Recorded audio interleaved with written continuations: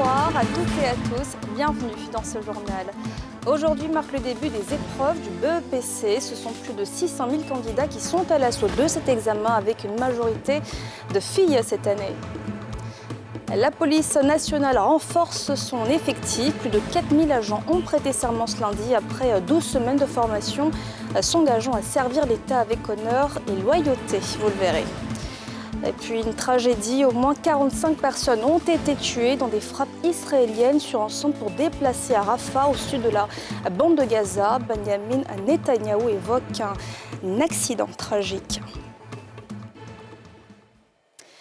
Le top départ des épreuves du BEPC a été lancé ce matin, une étape cruciale pour des centaines de milliers de candidats. Pour ce coup d'envoi, la ministre Marietou Koné était sur le terrain ce lundi pour s'assurer du bon déroulement des épreuves. Le reportage de Timé Danger et de Kimou Eric.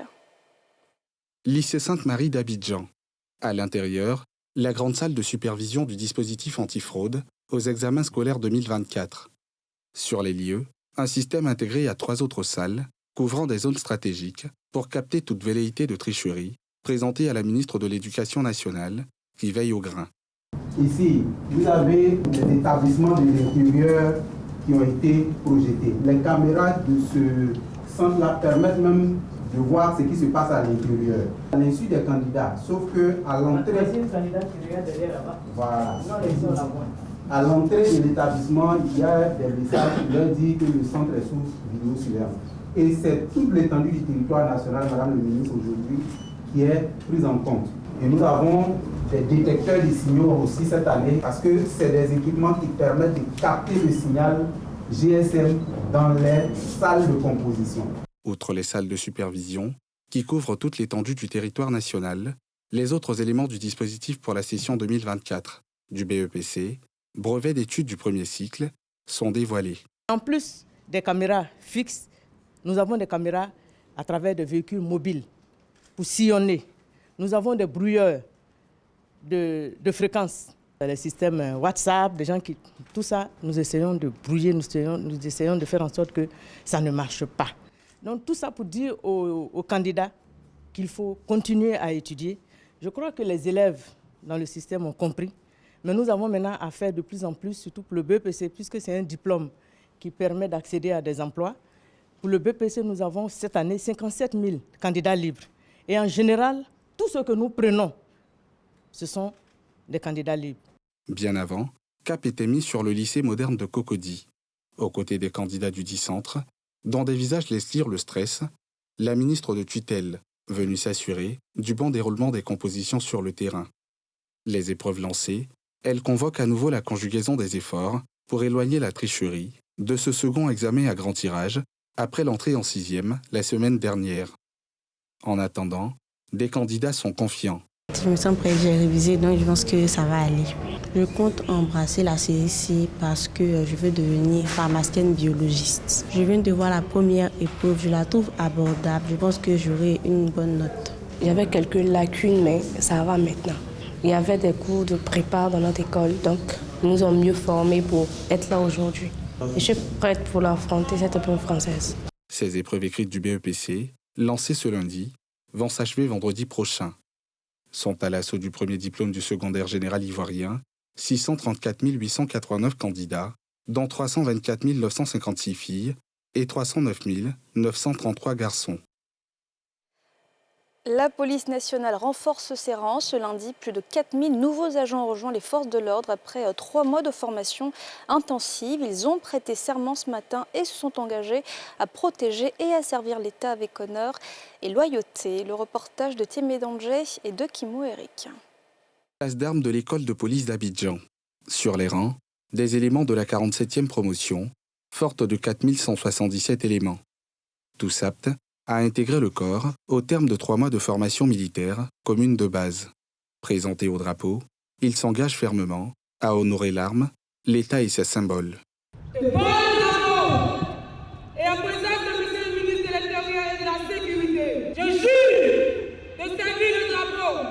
Avec loyauté et probité, d'obéir à mes chefs et à tous ceux qui me commandera pour le bien du service, l'exécution du règlement militaire, l'observation des lois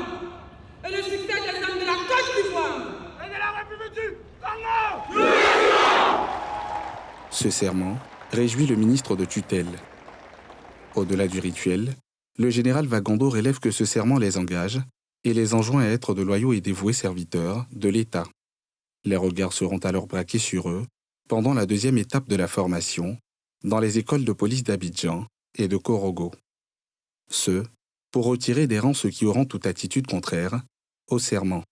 Partout et en tout temps, ces jeunes auront le devoir de porter ce drapeau avec honneur, avec dignité et avec intégrité et se montrer toujours dignes de la confiance que nous plaçons en eux. Vous serez absolument tenus à l'œil. Vous devez faire preuve de discipline. Vous devez faire preuve de droiture. Vous devez faire preuve d'excellence. Tout au long de votre formation qui va vous conduire à l'épaulette finale, qui sera le couronnement de cette formation. Comme pour joindre l'acte à la parole, les auditeurs de cette promotion, qui compte en son sein 19 futurs policiers congolais, dévoilent à travers des démonstrations dynamiques des acquis de formation commune de base. Premier exercice, neutralisation d'une force ennemie à main nue.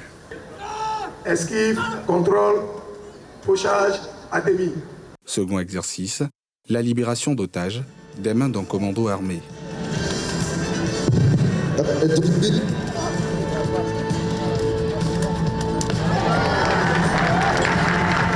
Dernier exercice, le défilé militaire, moment d'expression pour les 4177 pensionnaires, dont 2270 à former à l'école d'Abidjan et 1907 à Korogo, des notions d'union, de discipline et de travail pour la grandeur de la nation.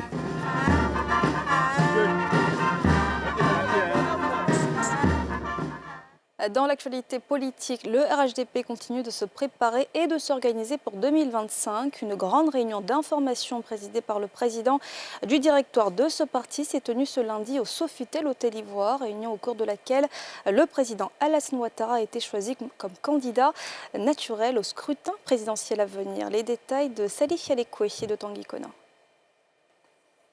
Est le candidat naturel du RHDP, le Rassemblement des oufouettistes pour la démocratie et la paix. Telle est l'une des décisions de la grande réunion d'information, lundi, sur la préparation de l'élection présidentielle du parti au pouvoir, présidé par Gilbert Koné-Kafana, président du directoire. Ce qui est en jeu est la victoire éclatante du RHDP, la victoire de notre champion, de notre mentor, de notre candidat naturel, de son Excellence M. Alassane Ouattara, à l'élection présidentielle de 2025. C'est pour cela que nous sonnons la mobilisation dès maintenant, dès aujourd'hui, après de 16 mois de l'élection présidentielle. La préparation des futures joutes électorales, l'enrôlement des militants et la feuille de route des coordonnateurs régionaux récemment nommés étaient entre autres les points à l'ordre du jour de cette rencontre. Il s'agira pour le parti de mobiliser les militants et les sympathisants à l'effet d'établir des pièces requises pour l'inscription sur la liste électorale. Le parti devra ainsi disposer d'une base de données de nouveaux électeurs potentiels qui seront encadrés sur toutes les étapes du processus électoral à venir. À en croire le secrétaire exécutif Ibrahima Cissé Bakongo, l'objectif du RHDP est de remporter l'élection présidentielle de 2025 dès le premier tour. Une forte ambition qui nécessite l'implication de tous les acteurs du RHDP, selon ses premiers responsables. Et puis la dépouille de l'ancien président Henri Konan Bédié a été accueillie hier dimanche à Daoukro en début de soirée dans une ambiance de tristesse et de consternation. C'est le début des funérailles traditionnelles après l'hommage de la nation qui a été rendu au Sphinx de Daoukro et avant son inhumation dans son village à Pépressou ce samedi 1er juin. Le récit de Pierre Dipomela. Daoukro dans la tristesse et l'affliction. Daoukro dans le deuil. La dépouille de l'ancien président de la République de Côte d'Ivoire, de 1993 à 1999, Henri Konan Bédié, illustre fils de Lifou, fait son entrée à Daoukro. Une terre qu'il chérissait. L'accueil dans la pure tradition à Caen est à la dimension de l'illustre patriarche qu'il a été pour le peuple baoulé. La consternation est palpable sur les visages. Nous sommes attristés, nous sommes vraiment dans l'amertume. Oui, on souffre, notre cœur saigne. Notre cœur saigne, on ne sait même pas. Ça veut dire qu'on ne peut pas l'exprimer. Ce que nous ressentons, on ne peut pas l'exprimer. C'est vraiment une grande désolation. C'est le Baobab qui est parti, c'est le père qui est parti. Nous, on a eu la chance de le rencontrer. C'est un monsieur extraordinaire, la main sur le cœur. Et je dirais que c'est vraiment une grande perte. La mort de Bélier, avec Colin Bélier, ça lui fait mal. Parce que nous, on est là, on ne va pas avoir quelqu'un qui va nous surveiller comme Bélier. Actuellement, on est là, nous tous, on est en train de pleurer. À Daokro, dans la région de Ifou, on ne peut plus avoir quelqu'un comme Bélier. Je peux dire au pays, le pays baoulé même ne peut pas avoir quelqu'un comme Bélier. Il est gentil, il reçoit tout le monde, il accueille tout le monde. Il ne peut pas avoir quelqu'un comme lui. Donc nous sommes en pleurs, nous sommes tristes. On dit que quelqu'un est triste, la population est triste, très triste. Même les bébés même sont tristes. Dès l'entrée de Nzouiba, ce qui signifie l'eau arrive en langue baoulée, les nuages chargés d'eau se sont aussitôt formés et ont assombri le ciel. Mais ni la pluie diluvienne, ni l'orage n'ont pu intimer les populations venues des contrées lointaines pour prendre part au deuil. Le sphinx de Daoukro sera conduit à sa dernière demeure, à Pépressou, le samedi 1er juin.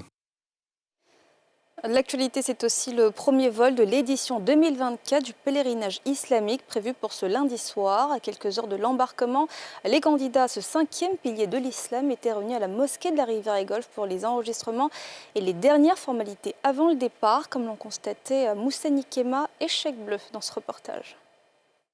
Cours de la mosquée de la Rivière-à-Golfe. Munis de leurs bagages et documents administratifs, les candidats de l'édition 2024 du pèlerinage islamique. Avant le départ pour l'aéroport, place à l'enregistrement des candidats pour le premier vol. D'abord, la première étape, ils vont là-bas récupérer leur passeport et ils viennent pour le préenregistrement ici. Après le préenregistrement, la pesée des bagages qu'ils ont et après, ils vont dans la cour. Et là-bas, ils sont placés 43-1, c'est-à-dire 43 pèlerins pour un encadreur. Et c'est ainsi, on constitue le vol, puis ils vont à l'aéroport, ils empruntent le car pour l'aéroport. Le Hajj, c'est la concrétisation du musulman. Je prie Dieu que vraiment j'ai la santé, que j'ai la force et l'effort physique pour pouvoir accomplir tous les rites, Inch'Allah. C'est la toute première fois pour moi et là, franchement, je suis... depuis ce matin, c'est que d'émotions, parce que c'est vraiment un privilège d'être appelé par Allah subhanahu wa ta'ala. Venu s'imprégner des opérations, le ministre Wagondo Diomandé était accompagné par le directeur général des cultes qui se dit satisfait de l'organisation. Tout ce qui a été prévu lors du pré-regroupement, les pèlerins sont même arrivés avant l'heure indiquée et l'enregistrement a commencé. Et tout à l'heure, lorsque M. le ministre arrivait, le responsable du site nous a dit qu'il y avait près de 200 sur les 430 qui étaient déjà là. Donc cela montre l'engouement et cela nous laisse croire que l'appel que nous avons lancé, à savoir que les pèlerins respectent l'heure, sera suivi pour que nous n'ayons pas de vide dans le vol ce soir, Inch'Allah. Pour cette édition 2024, ce sont 10 000 candidats qui ont été retenus, dont 7 000 pour le contingent étatique et 3 000 pour le privé. Petite escale dans ce journal à Daloa, la rencontre des jeunes cordonniers qui perpétuent la tradition fabriquant les célèbres sandales en cuir appelées chaussures de Daloa. Mardoché Kwasi et Zécré Joseph sont allés les rencontrer. Suivez leur reportage au cœur de la cité des Antilopes. Daloa, capitale de la région du Haut-Sassandra, à un peu plus de 373 km d'Abidjan, la capitale économique ivoirienne. Sur cette rue adjacente, au grand marché de la cité, un atelier de cordonniers spécialisé dans la fabrication de sandales en cuir, communément appelées chaussures de Daloa. Ibrahim, la trentaine, a dû se rabattre sur cette activité après plusieurs mois de recherche infructueuse d'emploi. Travaillant aujourd'hui à son propre compte, après 3 années d'apprentissage, il rêve de bâtir une grande cordonnerie pour produire en masse et embaucher d'autres jeunes. Nous, on fait les vraies chaussures de Daloa. les culs là qui au Burkina, les semelles là, tels que ceux-là à l'intérieur, et qui t'habillent là-bas. Je vais faire mon grand coin au juste pour fabriquer les chaussures, plus pour prendre des personnes qui sont en chômage, là pour pouvoir aider la jeunesse de Daloa. Plus que chez nous à Daloa, il n'y a pas d'emploi. À l'image d'Ibrahim, des centaines de jeunes de la ville de Daloa ont fait de la fabrication de sandales en cuir leur activité unique. Et pour se donner les moyens de faire face aux nombreux défis liés à leur métier, ils se sont réunis en association. Une association qui nourrit de grandes ambitions pour ce secteur. Quand nous fabriquons les chaussures, on vient exposer, les clients viennent chercher pour aller revendre. On veut avoir un espace où on ne vend que les chaussures de Daloa. Il y a beaucoup de petits aujourd'hui que nous les avons formés, peuvent s'envoler de leurs propres ailes, mais les moyens financiers ne sont pas là. Si le temps nous aide, eux comme c'est là, on va prendre les matériaux là pour les donner, ils vont confectionner des chaussures. La notoriété des chaussures de Daloa attire des clients et commerçants qui viennent parfois de très loin pour s'en procurer. Inès, commerçante, est venue spécialement d'Abidjan pour faire son marché en vue de satisfaire ses clients qui en raffolent.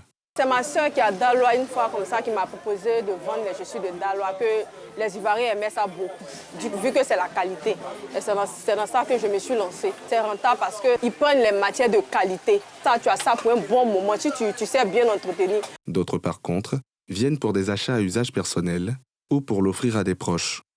Ernest est un fidèle usager des chaussures de Daloa. J'ai l'habitude d'acheter ces chaussures-là parce qu'elles sont confortables et puis bon, elles sont durables. Le cuir qui est utilisé est assez différent des autres cuirs qu'on rencontre au niveau par exemple des chaussures faites de façon industrielle. Ceux-là sont plus robustes, sont plus adaptés aux situations de notre environnement. Si à chaque fois quand je viens en famille comme ça, c'est la seule commission qu'on me laisse au fait. En venant, tu nous achètes les chaussures de Daloa. Les chaussures de Daloa font aujourd'hui partie de l'identité de la capitale, de la région du Haut-Sassandra. L'activité s'étend petit à petit à plusieurs villes, aux alentours de la cité des Antilopes. Une meilleure organisation de la filière et des meilleures conditions de travail permettront certainement à ce secteur d'offrir plus d'emplois aux jeunes, mais aussi de promouvoir la région du Haut-Sassandra. Je vous le disais en titre, hier dimanche, des frappes israéliennes contre un camp de déplacés dans la ville de Rafah ont fait des dizaines de morts et des centaines de blessés. Une situation qui suscite l'indignation de part et d'autre. Au cours d'une conférence de presse animée ce lundi, le Premier ministre israélien Benjamin Netanyahou est revenu sur ce drame en le qualifiant d'accident tragique. Les précisions de Nadja Ejar. 45 morts et des centaines de blessés dont des femmes et des enfants, c'est le lourd bilan des frappes israéliennes qui ont mis le feu dans la soirée de ce dimanche 26 mai au camp Rafah dans la bande de Gaza. Un drame que le Premier ministre israélien a qualifié d'accident tragique. À Rafah, nous avons déjà évacué environ 1 million d'habitants non impliqués. Et malgré tous nos efforts pour ne pas nuire aux non impliqués, un tragique accident s'est malheureusement produit hier. Nous enquêtons sur l'affaire et en tirerons les conclusions. Sur le camp, le sentiment d'insécurité envahit les cœurs. Les personnes déplacées qui pensaient trouver refuge en ces lieux sont dans l'incompréhension totale. Nous sommes des civils pacifiques qui voulons juste préserver la vie de nos enfants. Il n'y a pas de résistance ici. Nous nous dirigeons vers des endroits où ils nous demandent d'aller. Et une fois que nous avons atteint ces endroits, ils nous frappent. La peur au ventre, ces réfugiés n'ont que la fuite comme alternative, fuir vers des lieux incertains. Comme vous pouvez le constater, nous avons chargé toutes nos affaires et nous ne savons pas où aller. J'espère que nous trouverons un endroit où nous installer. Après cette attaque, l'ONU a demandé une enquête complète et transparente.